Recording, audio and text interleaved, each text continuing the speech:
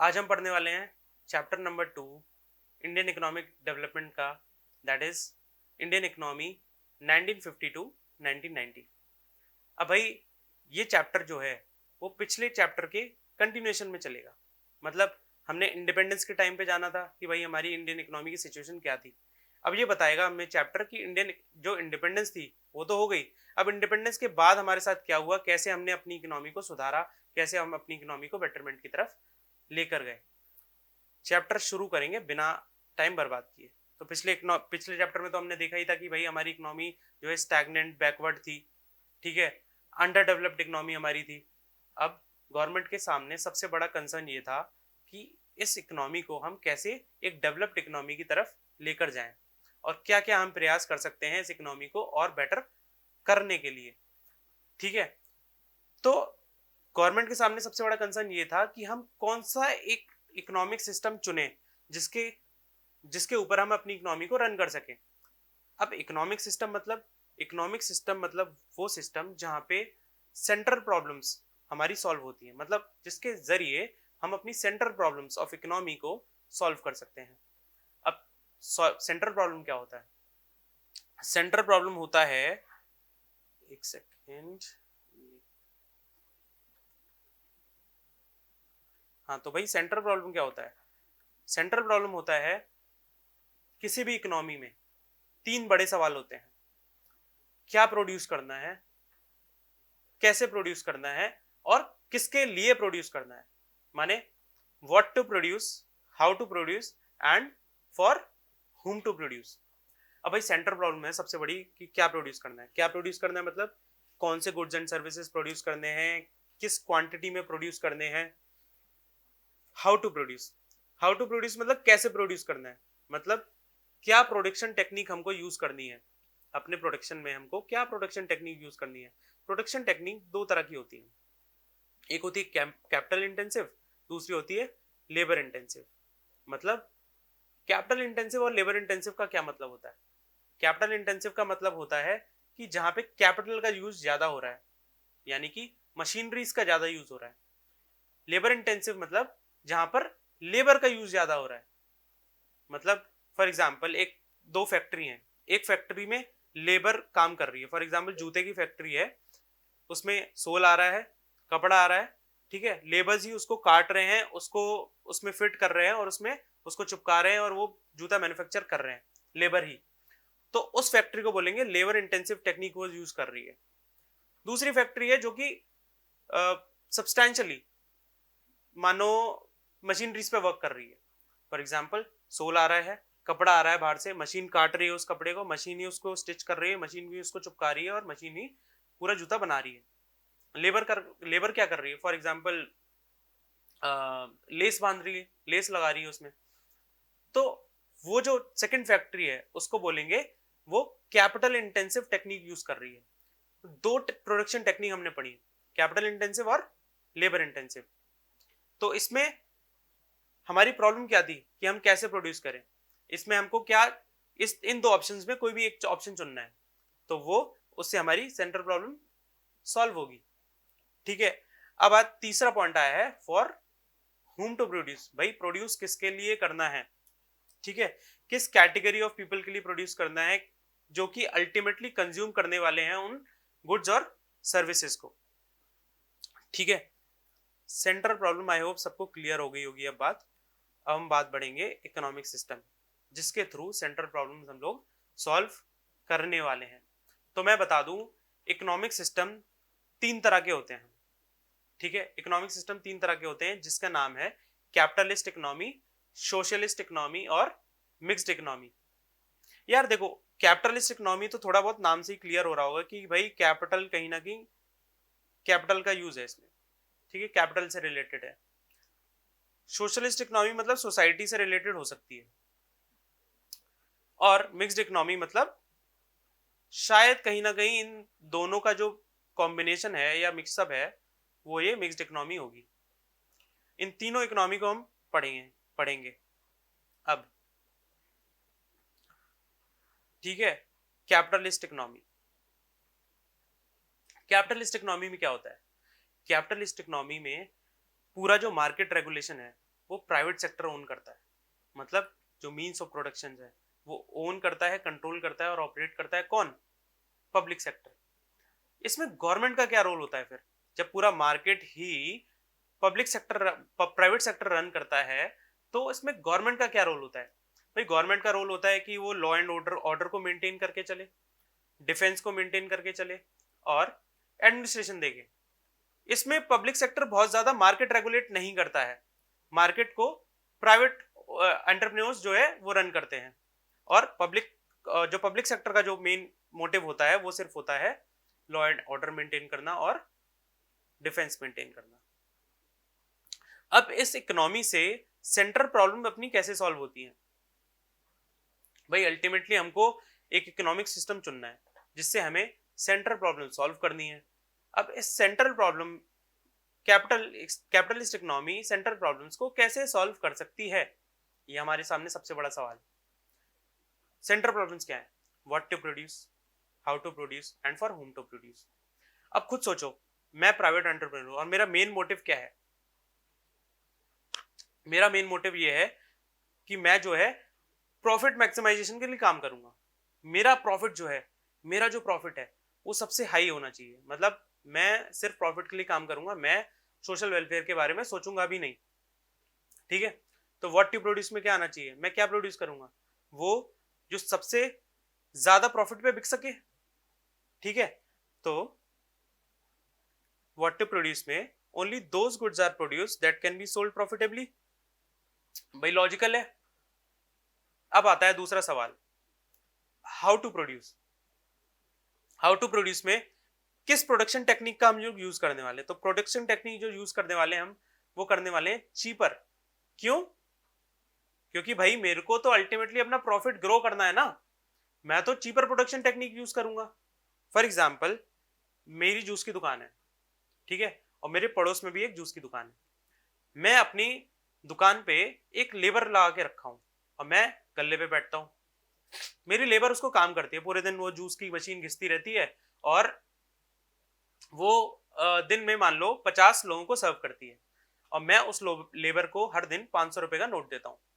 मेरा खर्चा कितना है महीने का, सॉरी दिन का? मेरा खर्चा दिन का आया 500 रुपए और मैं कितने कस्टमर्स को सर्व कर पा रहा हूँ? 50। ऑन दी अदर हैंड जो दूसरा दुकान वाला है, फॉर एग्जाम्पल वो 100 कस्टमर सर्व कर रहा है, लेकिन वो यूज क्या कर रहा है? वो लेबर यूज नहीं कर रहा है, वो मशीन यूज कर रहा है, वो जूसर यूज कर रहा है। वो हाल मौसमी डालता है, जूस निकलता है और सर्व कर देता है। उसका खर्चा कितना आ रहा है? फॉर एग्जाम्पल 300 रुपए, इलेक्ट्रिसिटी, डेप्रिसिएशन कॉस्ट वगैरह सब मिला के। तो अब इस केस में मैं क्या यूज करूंगा? मैं मशीनरीज यूज करूंगा, मैं लेबर यूज नहीं करूंगा। क्यों? क्योंकि मेरा प्रॉफिट कहां पे ज्यादा हो रहा है? मेरा प्रॉफिट दूसरे वाले उसमें ज्यादा हो रहा है, केस में जहां मैं जूसर यूज कर रहा हूं। तो वही है कि मैं अल्टीमेटली वो प्रोडक्शन टेक्निक यूज करूंगा जो कि मेरे लिए सस्ती पड़ेगी, जो कि मेरे लिए चीप पड़ेगी। ठीक है तो वही लिखा है, if cheap labour then labour intensive, if costly labour then capital intensive. Simple सा फंडा है। ठीक है जी। अब फॉर whom टू प्रोड्यूस, मैं किसके लिए प्रोड्यूस करूंगा? भाई मैं उसके लिए प्रोड्यूस करूंगा एज अ प्राइवेट एंटरप्रेन्योर जो बंदा पे कर सकता है मेरे को, जिसकी परचेजिंग पावर अच्छी है। So goods are produce on the basis of people's purchasing power और their income, but not on the basis of their needs. मेरे को मतलब नहीं है कि लोगों की जरूरत क्या है, मैं बस ये देखूंगा कि परचेजिंग पावर है कि नहीं। अगर परचेजिंग पावर किसी कैटेगरी ऑफ पीपल की अच्छी है तो मैं उसके लिए गुड्स प्रोड्यूस करूंगा। ठीक है जी।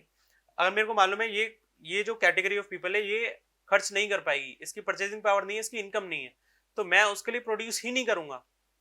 ठीक है, तो goods are produce not on the basis of their needs but on the basis of their income और परचेजिंग पावर।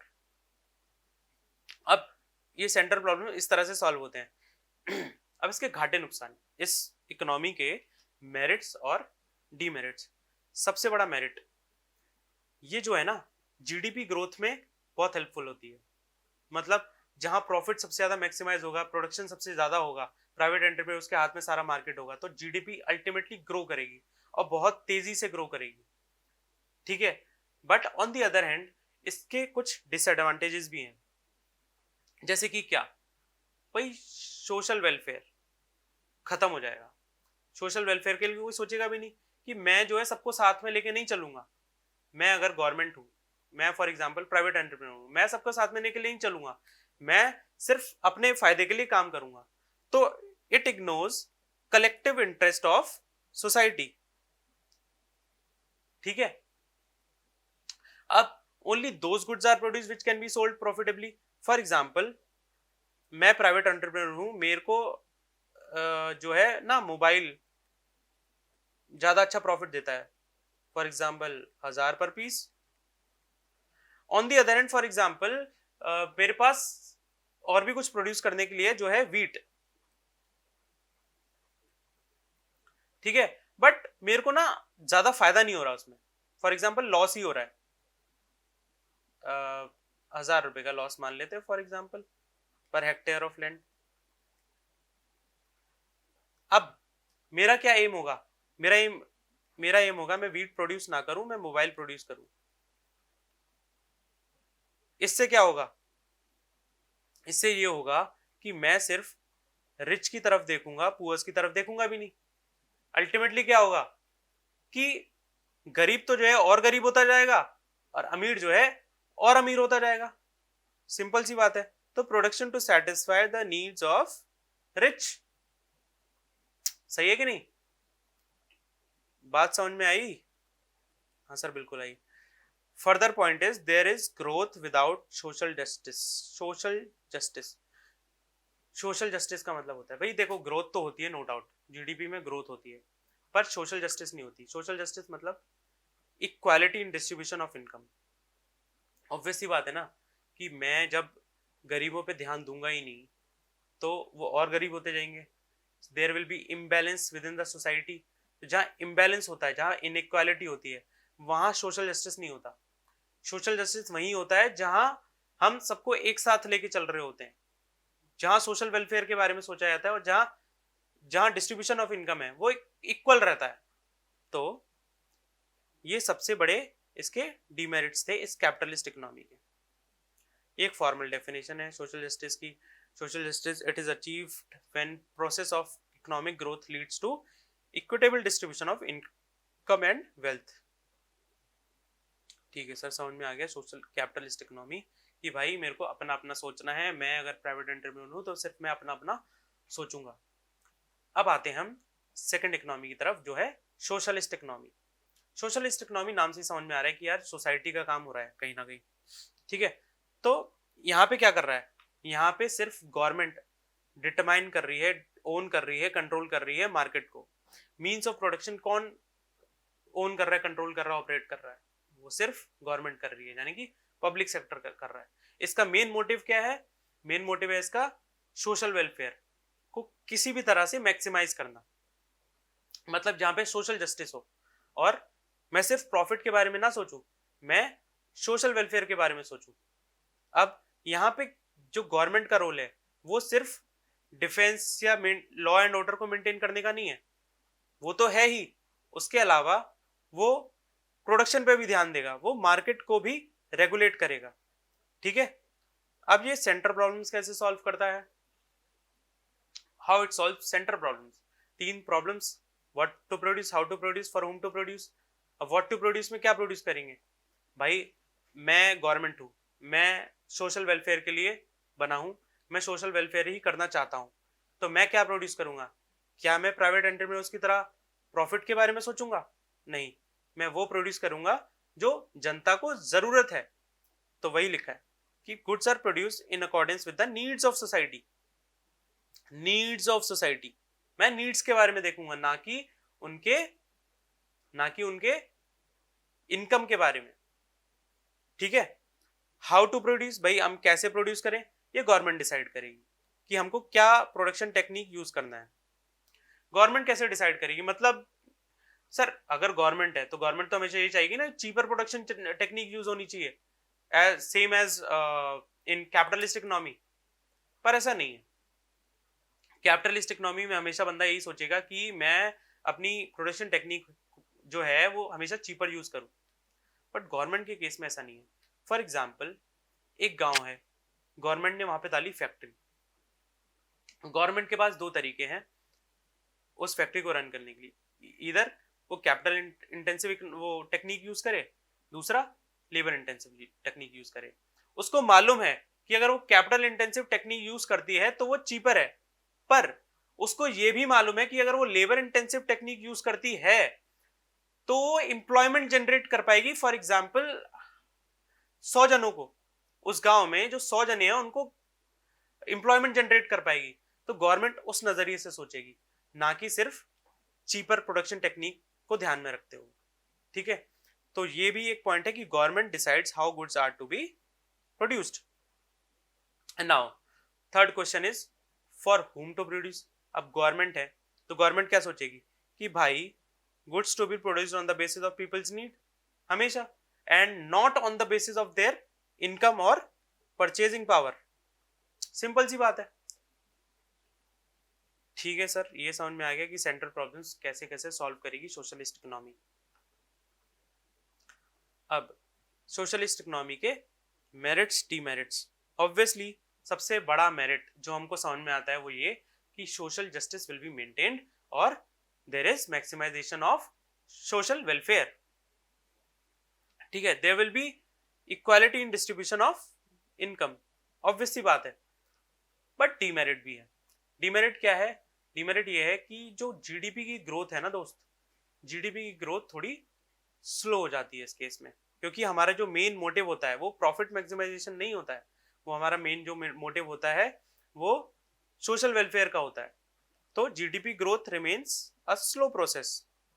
इसकी वजह से कुछ इकोनॉमीज थी पिछली, फॉर एग्जांपल सोवियत यूनियन और चाइना, जो पहले सोशलिस्ट इकोनॉमी थी, उसके बाद उन्होंने मार्केट इकोनॉमी की तरफ रुख कर लिया, क्योंकि इसी कारण की वजह से जीडीपी ग्रोथ उनकी नहीं हो पा रही थी। ठीक है जी।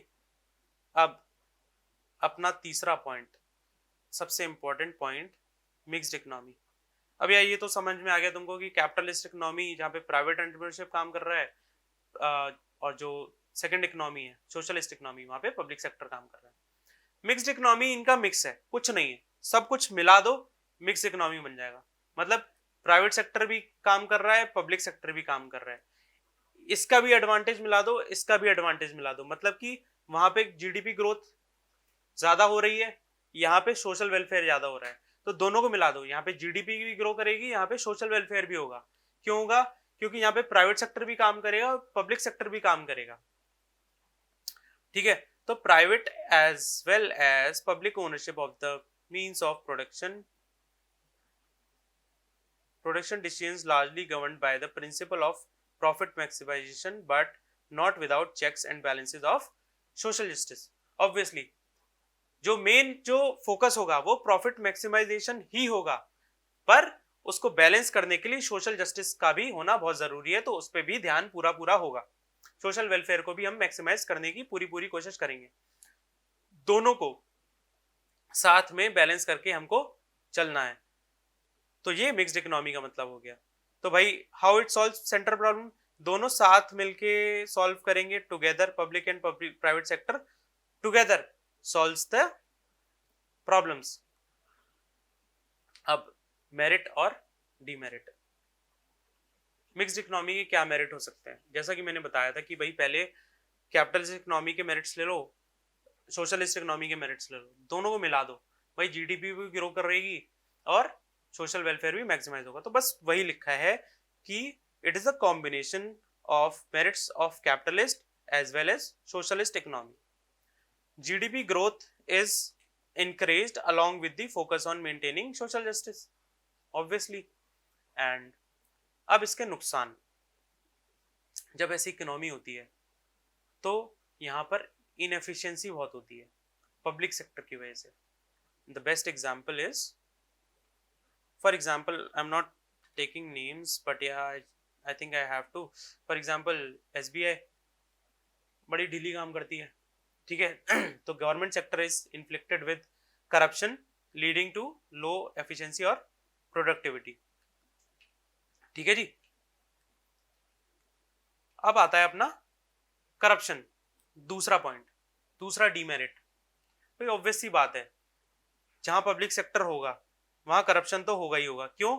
क्योंकि पॉलिटिकल पार्टीज होती हैं, सेल्फ इंटरेस्टेड पर्संस होते हैं, वो कहीं ना कहीं अनड्यू एडवांटेज लेने की कोशिश करते हैं।